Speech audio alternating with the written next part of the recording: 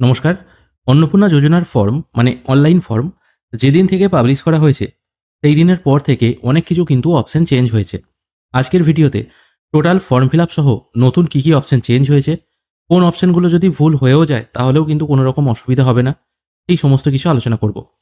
প্রথমেই বলে দিই, যারা অনলাইনে ফর্ম সাবমিট করে দিয়েছেন এবং ফর্মে কোনো কিছু ভুল হয়ে গেছে তাদের কিন্তু কোনো রকম এডিট অপশন এখনো পর্যন্ত দেয়নি, ভবিষ্যতে দেবে বলে মনেও হয় না। যদি এডিট করতেই হয় মানে কোনো কিছু ভুল সাবমিট করে দিয়েছেন তাহলে আপনাকে ব্লক অফিসে গিয়ে সেই কাজটা করতে হবে। অনলাইনে এডিট করার কিন্তু কোনো অপশন নেই। ফর্ম ফিল আপ করার জন্য socialregistry.wb.gov.in এই ওয়েবসাইটে চলে আসতে হবে।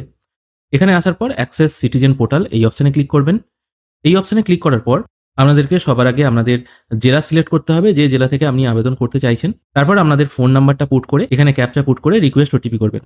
বলে দিই, এখানে যে ফোন নাম্বারটা পুট করবেন এটা হেড অফ দ্য ফ্যামিলির ফোন নাম্বারটা পুট করার চেষ্টা করবেন।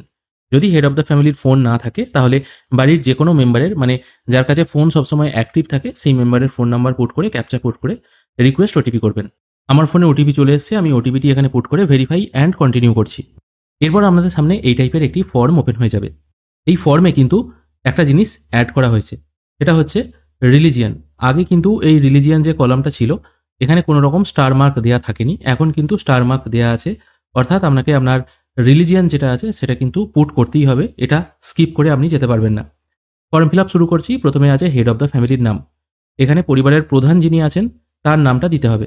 কি অনুযায়ী? আধার কার্ড অনুযায়ী। যদি আধার বা ভোটার কার্ডে দুরকম নাম থাকে সেক্ষেত্রে আধার কার্ড অনুযায়ী যে নামটা আছে সেই নামটা এখানে পুট করবেন। তারপর ওই ব্যক্তির সঠিক যে জন্ম তারিখ আছে সেটা এখানে বসিয়ে দেবেন। তারপর ওই ব্যক্তির জেন্ডার সিলেক্ট করবেন। পরিবারের প্রধান পুরুষ অথবা মহিলা যে কেউ হতে পারে। যদি পুরুষ হয় পুরুষ সিলেক্ট করবেন, অথবা যদি মহিলা হয় মহিলা সিলেক্ট করবেন। তারপর আছে ক্যাটাগরি, তিনি কি কাস্টের অন্তর্গত, SC ST general physically handicap যেটা আছে সেটা এখান থেকে আপনাকে সিলেক্ট করতে হবে। তারপর আছে রিলিজিয়ান, সেটা এই ড্রপডাউন থেকে আপনাকে সিলেক্ট করতে হবে। তারপর আছে যোগাযোগের নাম্বার বা contact number. Head of the ফ্যামিলির আধারের সঙ্গে যে ফোন নাম্বার লিঙ্ক আছে সেই ফোন নাম্বারটা এখানে পুট করবেন। যদি হেড অফ দ্য ফ্যামিলির আধারের সঙ্গে কোনো ফোন নাম্বার লিঙ্ক না থাকে, তিনি হয়তো বয়স্ক মানুষ, তার হাতের ছাপ হয়তো মেলে না, যার ফলে তিনি আধার সেন্টারে গিয়ে আধারের সঙ্গে ফোন নাম্বার লিঙ্ক করতে পারেননি, সেক্ষেত্রে যে কোনো ফোন নাম্বার এখানে বসাতে হবে, কোনো কিছু উপায় নেই। কিন্তু এরকম নয় যে এই অন্নপূর্ণা যোজনার জন্য তাকে লম্বা লাইনে দাঁড়িয়ে হাতের ছাপ দিয়ে আধার লিঙ্ক করতেই হবে, এরকম কিন্তু কোনো ব্যাপার নেই। যদি দেখা যায় তিনি হয়তো এমন একজন মানুষ, তিনি হয়তো অন্নপূর্ণা যোজনা অ্যাপ্লাই করতে পারবেন, সেক্ষেত্রে তাকে এই কাজটা করে নেওয়াটাই ভালো, তিনি যদি মহিলা হন আর কি। তারপর আছে পরিবারের সদস্য সংখ্যা কত। এখানে বাই ডিফল্ট 1 আছে, কারণ এখানে একজনেরই সিলেক্ট হচ্ছে। তারপর জিজ্ঞেস করা হচ্ছে প্রতিবন্ধকতা স্থিতি, মানে ইনি হ্যান্ডিক্যাপ কিনা। এটা ইয়েস অথবা নোয়ে আপনাকে উত্তর দিতে হবে। যদি হেড অফ দ্য ফ্যামিলি প্রতিবন্ধী না হয়ে থাকেন তাহলে নো করবেন, আর যদি হ্যাঁ হয় হ্যাঁ সিলেক্ট করে তার প্রতিবন্ধী সার্টিফিকেট নাম্বারটা এখানে বসাতে হবে, কত পার্সেন্ট হ্যান্ডিক্যাপ সেটা দিতে হবে, এবং ডিসেবিলিটি সার্টিফিকেট যেটা আছে সেটা আপলোড করতে হবে 50 থেকে 200 কেবি জেপিইজি অথবা পিডিএফ ফরম্যাটে। আপলোড ফাইল অপশানে ক্লিক করে সেটা আপলোড করে দেবেন। এবার 50 থেকে 200 কেবি পিডিএফ ফরম্যাট কী করে করবেন, মোবাইল থেকেই সেটা করতে পারবেন, সেটা এবার দেখে নিন। বলে রাখি, যখনই কোনো ডকুমেন্টস আপলোড করবেন সবসময় বোথ সাইড দেওয়ার চেষ্টা করবেন। যদি আপনাদের কাছে আধার কার্ডটা লম্বা থেকে থাকে সেক্ষেত্রে এক পিট আপলোড করলেই হয়ে যাবে। যদি আধার কার্ডটা ছোট করে ফেলেন কেটে আর কি, সেক্ষেত্রে বা ভোটার কার্ডের কথা বলছি, সেক্ষেত্রে কিন্তু ভোটার কার্ড এবং আধার কার্ড প্রত্যেকেরই 2 পিট আপনাকে স্ক্যান করে আপলোড করতে হবে। মোবাইল থেকে কী করে করতে হয় সেটা এবার দেখে নিন। সেই জন্য আমি এখানে একটি অ্যাপ ডাউনলোড করে নিয়েছি, ID/বিজনেস কার্ড, এরকম লিখে সার্চ করলে এই টাইপের আইকন যুক্ত একটি অ্যাপ পেয়ে যাবেন। এটা আমি আপাতত ওপেন করছি। ওপেন করার সঙ্গে সঙ্গে এই টাইপের একটি ইন্টারফেস দেখতে পাবেন। মনে রাখবেন, ভোটার কার্ড বা আধার কার্ড যেগুলো ছোট হয়, ভোটার কার্ড তো বটেই, ভোটার কার্ডের কিন্তু 2 পিটি আপনাকে আপলোড করতে হবে, মানে 2 দিকেই আপলোড করতে হবে। এবার সেক্ষেত্রে ক্যামেরায় আলাদা আলাদা করে ছবি তোলে সেটাকে ওয়েবসাইটে গিয়ে সেট করা, সেটা তো একটা অসুবিধার ব্যাপার। এখানে আপনাকে একটা অ্যাপের মধ্যেই সব কিছু আপনি করতে পারবেন। এখানে দেখুন একটা পেজ দেওয়া আছে, ওপরের দিকে অ্যাড ইমেজ এবং নিচের দিকে অ্যাড ইমেজ একটা অপশান আছে। আমি আপাতত ওপরের অ্যাড ইমেজ অপশানটায় ক্লিক করছি, তারপর কুইক স্ক্যান এই অপশানে ক্লিক করছি। এখানে ক্যামেরা ওপেন হয়ে গেল। ধরা গেল যে এই যে আমি জিনিসটা দেখতে পাচ্ছেন এটা হচ্ছে ভোটার কার্ড, এবং ভোটার কার্ডের এটা সামনের দিক, ঠিক আছে। আমি এইটার ওপর ক্যামেরাটা রেখে অটোমেটিক কিন্তু এটা সেট হয়ে যাবে। আমি এটা ক্যাপচার করলাম। এবার যতটুকু অংশ দরকার অটোমেটিক ক্যাপচার হয়ে গেল। তারপর এটা নেক্সট করবেন। নেক্সট করার পর এবার এই অ্যাড ইমেজ বলে একটা নিচে অপশান আছে, সেকেন্ড অপশানটা, এটায় ক্লিক করে আবার আমি কুইক স্ক্যান করব। এরপর আমি পেজটাকে উল্টে নিচ্ছি। এবার পেছন দিক যেটা আছে সেটাও স্ক্যান করতে হবে। এটাও আমি ক্যাপচার করে নিচ্ছি। ঠিক যতটুকু অংশ দরকার না ততটুকু অংশই এখানে ক্যাপচার হয়ে যাবে এবং সুন্দরভাবে হয়ে যাবে। এরপর আমি নেক্সট করছি। এখানে দেখুন দুটো ক্যাপচার হয়ে গেল। এবার ইমেজ সাইজ আপনি এখান থেকে ছোট বড় করতে পারবেন। তারপর ইমেজ স্পেস মানে দুটো ছবির মধ্যে যে গ্যাপিং আছে এইটাও আপনি ছোটো বড়ো করতে পারবেন। ব্যাস এইটুকুই, আমি এই দুটো মোটামুটি একটুখানি অ্যাডজাস্ট করে নিয়ে সেভ অ্যাজ পিডিএফ করছি। দেখুন এটা পিডিএফটা রেডি হয়ে গেল এবং 200 কেবির মধ্যেই কিন্তু চলে গেল। যদি দেখা যায় যে সাইজ বড় হয়ে গেছে তাহলে আপনারা একটু ইমেজের সাইজটাকে ছোটো করে নেবেন, তাহলে দেখবেন 200 কেবির মধ্যে চলে আসবে। এটা A4 পেজে, একটা পেজের মধ্যেই দুটো চলে এলো। আবারও বলছি, যদি দেখেন যে ছবির সাইজ বড় হয়ে যাচ্ছে তাহলে কিন্তু ছবির সাইজ দুটো একটু ছোটো করে নেবেন, তাহলেই হয়ে যাবে। এবার এখান থেকে আপনারা এটা শেয়ারও করতে পারবেন, ডাউনলোডও করতে পারবেন। আমি আপাতত ডাউনলোড করছি। এখানে খেয়াল করে দেখুন, এটা হচ্ছে সেই ইমেজ, ওপরের দিক এবং নিচের দিক একটা পেজের মধ্যেই চলে এলো। কোনো রকম স্ক্যানার, প্রিন্টার কিচ্ছু দরকার নেই। আশা করি কী করে মোবাইল থেকে কাজটি করবেন সেটা বুঝতে পারলেন। এখানে head of the family handicap নয়, তাই এটা আমি নো করে দিচ্ছি। তারপর বসাতে হবে আধার নাম্বার। এই জায়গাটা কিন্তু খুব সুন্দরভাবে করা হয়েছে। আপনি যখনই একটা ভুল আধার নাম্বার বসিয়ে দেবেন তখন কিন্তু এখানে আপলোড করার অপশনটা আসবে না। সঠিক আধার কার্ড নাম্বার বসালে তবেই কিন্তু আপলোড করার অপশনটা দেবে। আমি এখন এখানে একটি সঠিক আধার নাম্বার বসালাম, আপলোড করার অপশনটা এলো। যদি ভুল নাম্বার বসাতাম তাহলে কিন্তু অপশনটা আসতো না। ভুল আধার নাম্বার আপনি পুট করে বেরিয়ে গেছেন, আপলোডও করে দিয়েছেন সঠিক ডকুমেন্টস, সেরকম কিন্তু ভুল হওয়ার জায়গা নেই। তারপর দিতে হবে পার্মানেন্ট অ্যাড্রেস। এটা শুধুমাত্র হেড অফ দ্য ফ্যামিলির ক্ষেত্রেই দিতে হবে, বাদবাকি মেম্বার যারা আছে তাদের ক্ষেত্রে কিন্তু এই ফ্যামিলি অ্যাড্রেস দেওয়ার পুট করার জায়গাটা কিন্তু থাকবে না। শুধুমাত্র এটা ফার্স্ট পেজেতেই আসবে এবং হেড অফ দ্য ফ্যামিলির ক্ষেত্রেই আসবে। হেড অফ দ্য ফ্যামিলির স্থায়ী ঠিকানা এখানে পুট করতে হবে। এখানে স্থায়ী ঠিকানার জায়গায় প্রথমে ভিলেজের নাম পুট করে দেবেন, তারপর জেলাটা এখানে বাই ডিফল্ট সিলেক্ট হয়েই থাকবে, কারণ প্রথমে লগ ইন করার সময় আপনি জেলা সিলেক্ট করে তারপর ওটিপি পুট করেছিলেন। তারপর এরিয়া টাইপ, কোন অঞ্চলে আপনার বাড়ি সেটা সিলেক্ট করবেন। গ্রাম হলে রুরাল, শহর হলে আরবান, এটা সিলেক্ট করবেন। তারপর আপনার পিনকোড যেটা আছে সেটা এই ড্রপডাউন থেকে আপনি সিলেক্ট করে নেবেন। পিনকোড সিলেক্ট করার পর আপনার পোস্ট অফিসের কী নাম আছে সেটা এখান থেকে আপনি সিলেক্ট করতে পারবেন। তারপর আপনার থানার নাম, সেটাও আপনার এখান থেকে সিলেক্ট হয়ে যাবে ড্রপডাউন থেকে। তারপর আপনার ব্লকের নাম সিলেক্ট করতে হবে। এই ব্লকের নামটাও কিন্তু আপনারা এই ড্রপডাউন বা বিভিন্ন যে অপশন আছে এখান থেকে সিলেক্ট করতে পারবেন। তারপর আপনার যে গ্রাম পঞ্চায়েত বা ওয়ার্ডের নাম যেটা আছে সেটা এখান থেকে সিলেক্ট করে নেবেন।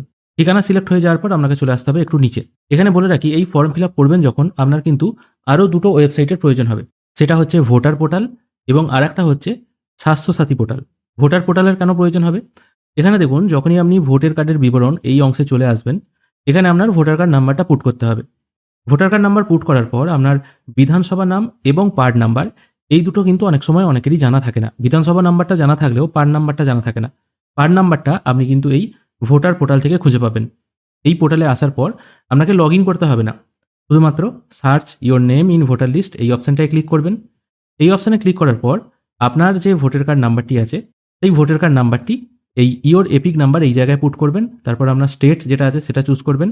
তারপর ক্যাপচা পুট করে সার্চ করবেন। সার্চ করার সঙ্গে সঙ্গে যে ব্যক্তির আপনি ভোটার কার্ড সার্চ করলেন তার সমস্ত ডিটেল চলে আসবে। যদি ওই ব্যক্তির নাম ট্রাইব্যুনালে থাকে, মানে তার নাম হয়তো বাদ গেছে, তিনি ট্রাইব্যুনালে অ্যাপিল করেছেন, সেই স্ট্যাটাসটাও কিন্তু এখানে দেখতে পাবেন। তাহলে আপনি শিওর হয়ে যাবেন সেই ব্যক্তির নাম আদৌ বাদ গেছে কিনা। অবশ্যই এখানে চলে আসার পর এখান থেকে আপনি বিধানসভা নাম্বার এবং পার্ট নাম্বার দুটো জিনিস পেয়ে যাবেন। বিধানসভা নাম্বার এখানে দেখতে পাচ্ছেন এবং পার্ট নাম্বার দেখতে পাচ্ছেন। ওই দুটো আপনি জেনে নিলেন। তারপর এখানে এপিক নাম্বারটা বসিয়ে দিলেন। তারপর বিধানসভা নাম্বার এবং পার্ট নাম্বারটা খুব সহজেই এখান থেকে বসিয়ে দেবেন। অনেকেরই ভোটার কার্ডে থাকে না, বা ভোটার কার্ডে থাকলেও হয়তো কোনো সময় চেঞ্জ হয়। সেক্ষেত্রে এই ওয়েবসাইটে গিয়ে আপনি সঠিক ডিটেলটা এখানে বসিয়ে দিয়ে তারপর নেক্সট করবেন। আরেকটা জিনিস বললাম, সেটাও আপনাদের প্রয়োজন হবে। সেটা হচ্ছে স্বাস্থ্যসাথী কার্ডের ডিটেল।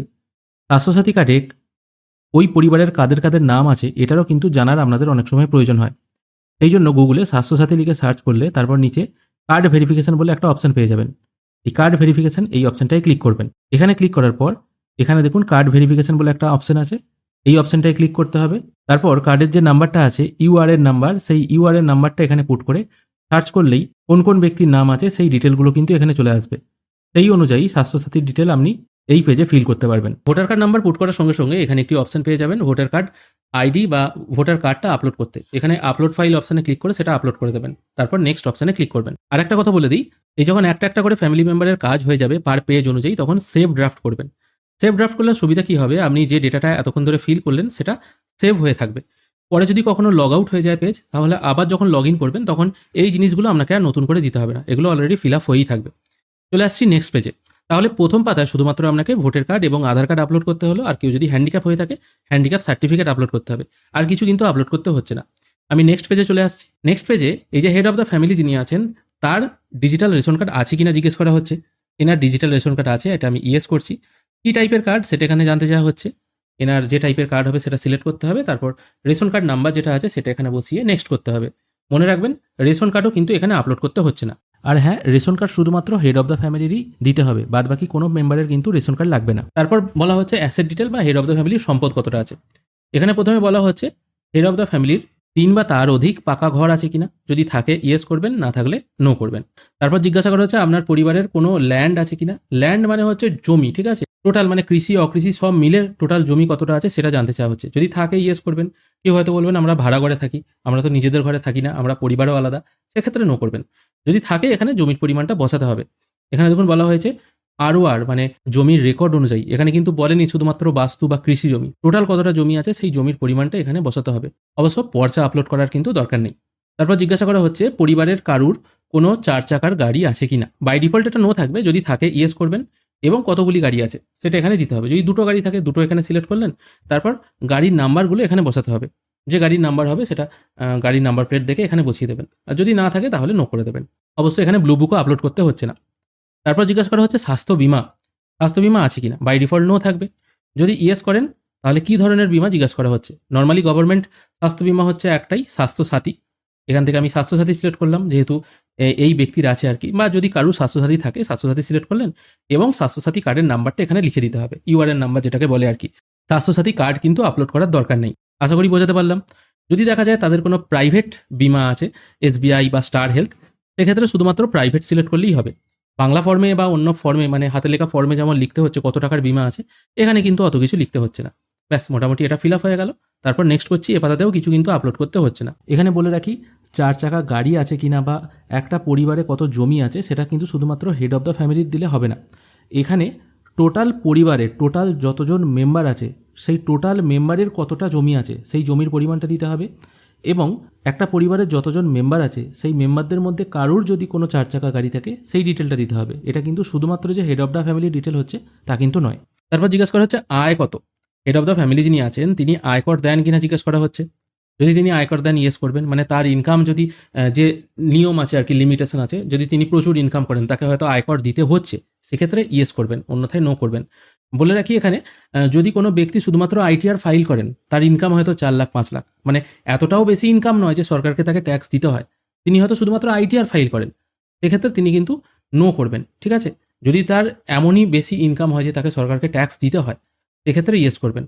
অন্যথায় কোনো মহিলাও ধরুন হয়তো ITR ফাইল করে রেখেছে, তিনি ভাবছেন আমি তো ITR ফাইল করি, আমি হয়তো অন্নপূর্ণা যোজনা পাবো না, এটা কিন্তু ব্যাপার নয়। যদি আপনার ইনকাম অনেক হয়, আপনাকে ITR দিতে হয় বা আপনাকে ইনকাম ট্যাক্স দিতে হয়, তখন কিন্তু এটা ইয়েস করতে হবে, অন্যথায় নো হবে। তারপর জিজ্ঞাসা করা হচ্ছে আপনার প্যান কার্ড আছে কিনা। যদি থাকে ইয়েস করে প্যান নাম্বারটা এখানে বসাতে হবে, কিন্তু প্যান কার্ড আপলোড করার দরকার নেই। এবার এখানে টোটাল পরিবারের অ্যানুয়াল ইনকাম কত সেটা জানতে চাওয়া হয়েছে, মানে পরিবারের টোটাল ইনকাম কত। এটা শুধুমাত্র হেড অফ দ্য ফ্যামিলির ইনকাম কিন্তু নয়, একটা পরিবারে যতজন মেম্বার আছে সেই ততজন মেম্বারের টোটাল ইনকাম কত সেই অ্যামাউন্টটা এখানে বসাতে হবে। পরবর্তী প্রশ্ন আসছে যে হেড অফ দ্য ফ্যামিলি যিনি আছেন তিনি কি টাইপের কাজ করেন। দেখুন, একজন ব্যক্তি বিভিন্ন রকম কাজ করতে পারে, ঠিক আছে। তিনি সকালে বা সারাদিনে হয়তো তিনি গভর্নমেন্ট কোনো সেক্টরে কাজ করেন, সন্ধ্যের দিকে বসে হয়তো তিনি পার্ট টাইম কোনো জব করেন, সেক্ষেত্রে আপনারা দুটোও সিলেক্ট করতে পারেন।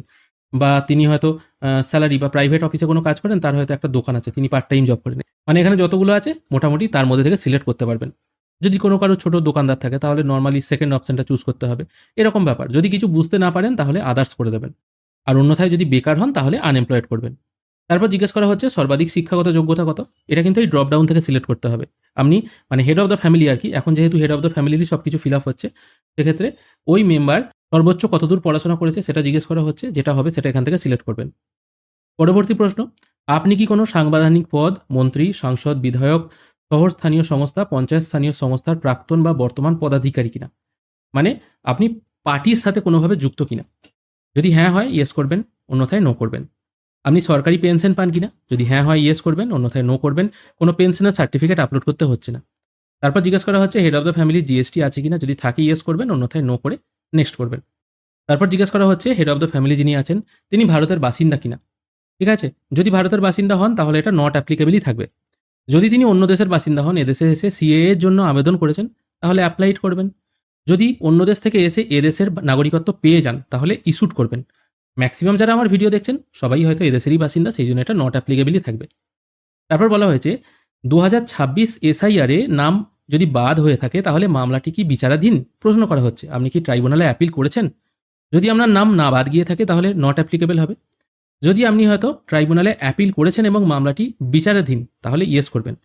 যদি দেখা যায় আপনার মামলা আর বিচারাধীন নেই, আপনাকে রায় দিয়ে দেওয়া হয়েছে, তাহলে নো করবেন। ঠিক আছে, এখান থেকে যেটা সঠিক সেটা সিলেক্ট করে নেক্সট করবেন। এরপর চলে আসছি একদম শেষ অপশন, সরকারি প্রকল্প বা গভর্নমেন্ট স্কিম। এখানে জিজ্ঞেস করা হচ্ছে সরকারি প্রকল্পের সুবিধা পাচ্ছেন ডিবিটির মাধ্যমে। দেখুন বলা হয়েছে কিন্তু ডিবিটির মাধ্যমে। যদি ডিবিটির মাধ্যমে কোনো সরকারি প্রকল্পের সুবিধা পান তবেই কিন্তু এখানে আপনাকে ইয়েস করতে হবে। যদি আপনি কোনো সরকারি প্রকল্পের সুবিধা ডিবিটির মাধ্যমে না পান তাহলে কিন্তু নো করবেন। অবশ্য যদি এখানে ইয়েস করেন, এখানে কিন্তু অনেকগুলো অপশন আছে। দেখুন বলা হয়েছে এখানে, দেখুন এখানে দেখাচ্ছি, যেমন কন্যাশ্রী প্রকল্প, তারপর জয় জোহার, ঐক্যশ্রী, এরকম বিভিন্ন অপশন আছে। লক্ষ্মীর ভাণ্ডার, মনে রাখবেন লক্ষ্মীর ভাণ্ডার, তারপর জয় জোহার, ঐক্যশ্রী, কন্যাশ্রী, এই জিনিসগুলো কিন্তু ডিবিটির মাধ্যমে দেয় না, ট্রেজারি থেকে দেয়। তাই এগুলো কিন্তু হবে না। একমাত্র পিএম কিষাণই ডিবিটির মাধ্যমে দেওয়া হয়। ঠিক আছে, যদি সেটা পান সেটা এখানে লিখবেন। তারপর জিজ্ঞেস করছে অপটেড আউট করতে চান কিনা, মানে ধরুন আপনি এখানে কোনো একটা সুযোগ সুবিধা পাচ্ছেন, দেখা গেল এইটাই আপনি হয়তো পাচ্ছেন, যাই হোক আমি একটা সিলেক্ট করলাম। এবার মনে হলো এখানে হেড অফ দ্য ফ্যামিলি যিনি আছেন তিনি এইটার আর সুবিধা নিতে চান না, তাহলে এখানে ইয়েস করতে হবে। তাহলে কি হবে, এই যে সুবিধাটা আপনি পেতেন সেটা বন্ধ হয়ে যাবে। আর যদি এটা নো করেন তাহলে কিন্তু এটা চলতে থাকবে। এটা কিন্তু একটু দেখে শুনে করবেন। যদি দেখা যায় এই হেড অফ দ্য ফ্যামিলি বা পরিবারের অন্য কোনো মেম্বার হয়তো অনেকগুলো সরকারি প্রকল্পের সুবিধা পাচ্ছেন ডেবিটের মাধ্যমে, সেক্ষেত্রে অ্যাড আনাদার স্কিম করবেন, সেই সেকেন্ড স্ক্রিনের নাম দেবেন, সেটা তিনি বন্ধ করতে চাইছেন না চালু রাখতে চাইছেন এখান থেকে সিলেক্ট করবেন।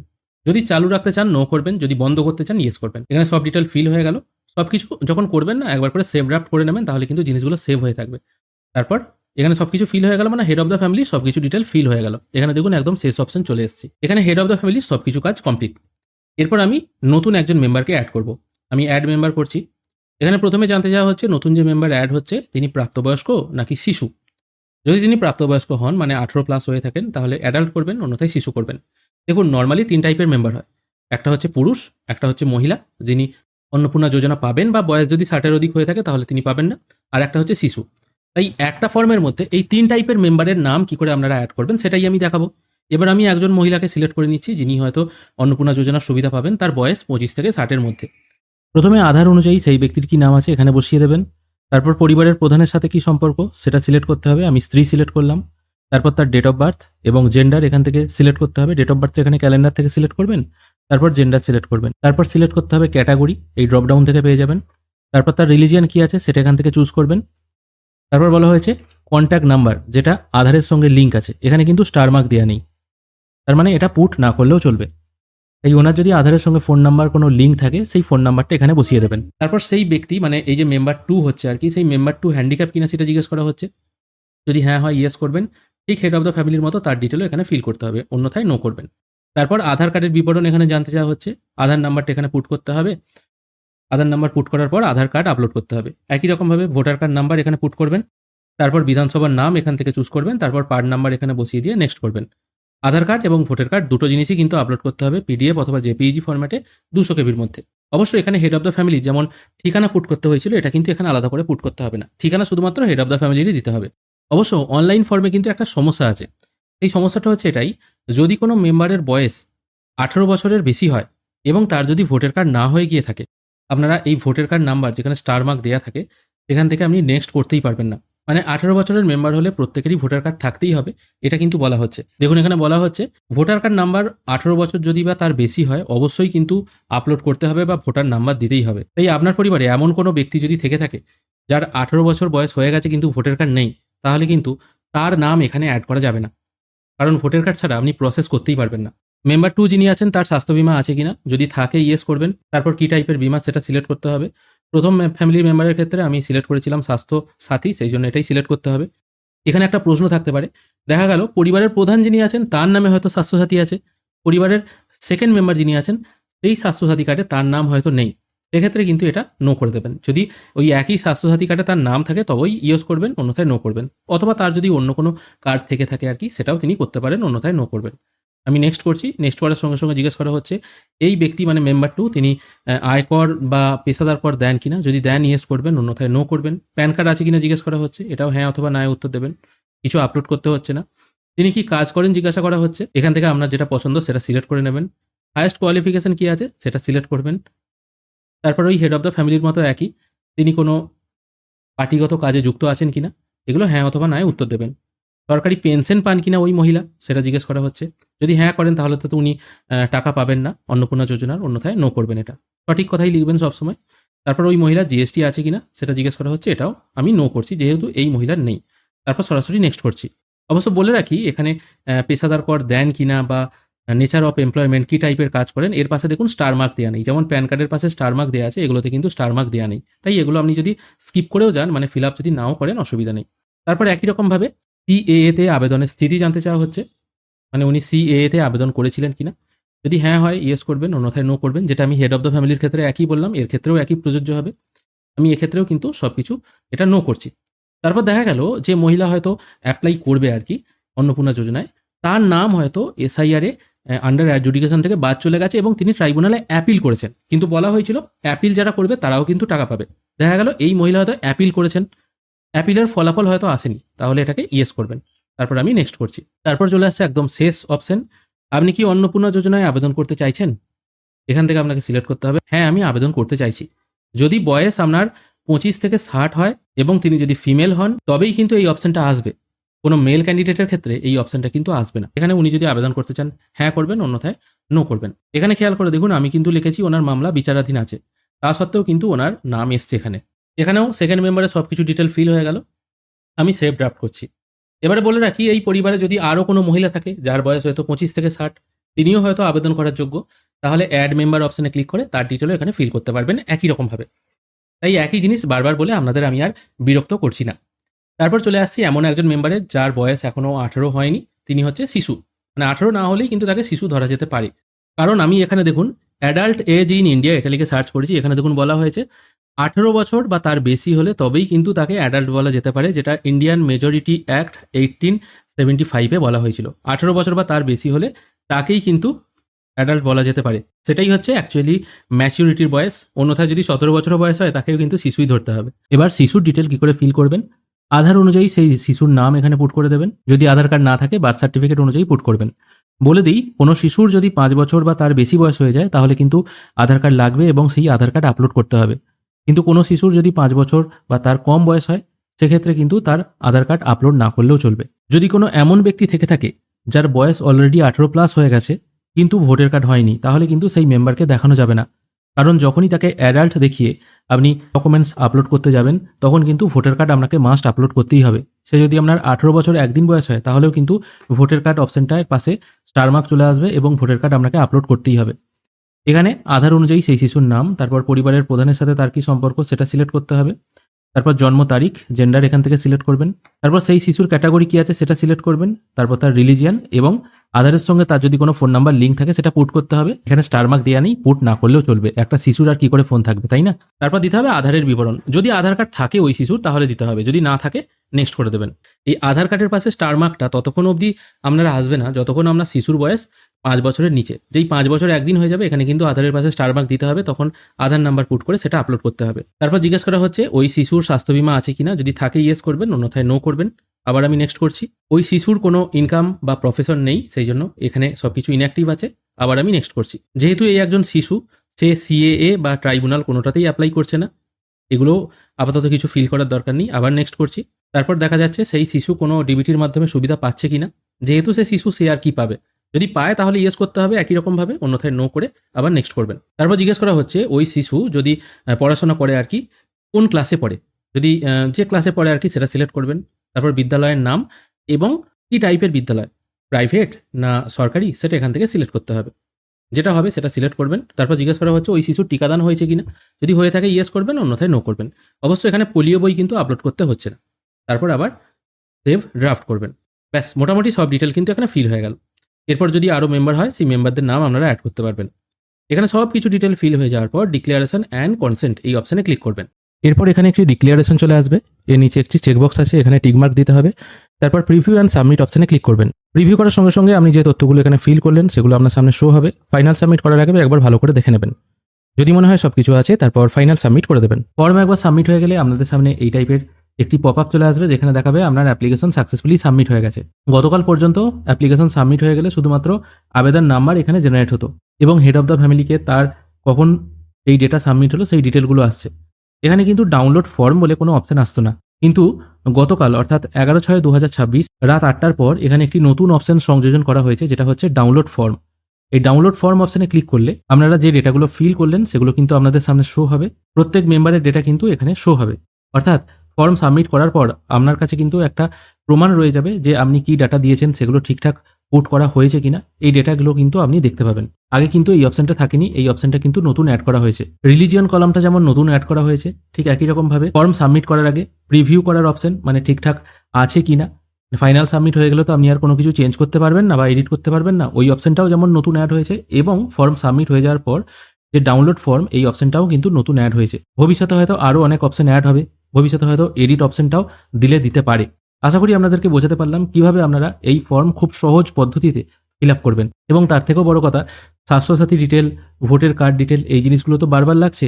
এই স্বাস্থ্যসাথী ডিটেলটা আপনি একবার সার্চ করে নিয়ে যখনই প্রত্যেক মেম্বারের ক্ষেত্রে ওই ডিটেলটা পুট করতে হবে, তখন ওই স্বাস্থ্যসাথী ওয়েবসাইট থেকে কপি পেস্ট করলেও আপনার কিন্তু অনেকটা সময় বাঁচবে এবং ভুল হওয়ার চান্সটা, মানে স্বাস্থ্যসাথী কার্ড নাম্বার ভুল পুট করার চান্সটা কিন্তু অনেকটাই কমে যাবে। আশা করি এই ভিডিওর মাধ্যমে আপনাদের বোঝাতে পারলাম কি করে আপনারা অনলাইনে অন্নপূর্ণা যোজনার ফর্ম ফিল আপ করবেন। আজকের ভিডিও এখানেই শেষ করছি। ভিডিও যদি ভালো লেগে থাকে অবশ্যই একটি লাইক করবেন। ভিডিও দেখার জন্য অসংখ্য ধন্যবাদ। ভালো থাকবেন।